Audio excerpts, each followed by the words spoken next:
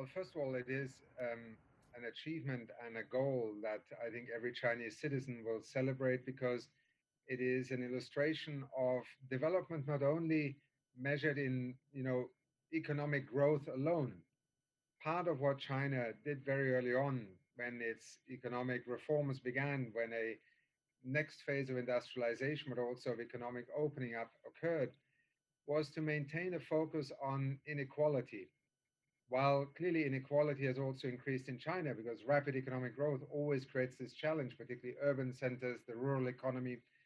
There were very deliberate, massive programs to ensure that that newly created wealth, that economic potential, would also be used to combat poverty and extreme poverty. I think China clearly demonstrates that economic growth, and in particular the kind of economic growth that China was able to generate, is the key contributor to poverty reduction. In the first 3 decades, by far the largest contribution to poverty reduction came from economic growth, not from any particularly targeted social policies.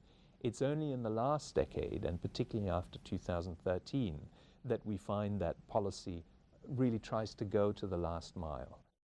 I think what Africa is required to do urgently is to have good policies at a national level and ensure those policies are implemented. Oftentimes, African countries have good policies, but unfortunately, they don't get implemented. There's constant changing of government, conflicts in other areas, as well as massive shortage of education in terms of skills, bottlenecks in infrastructure. So if Africa could deal with that, learning the manner in which China did in coordinating all these aspects, I think there's a better chance for most African countries to uplift their people from poverty.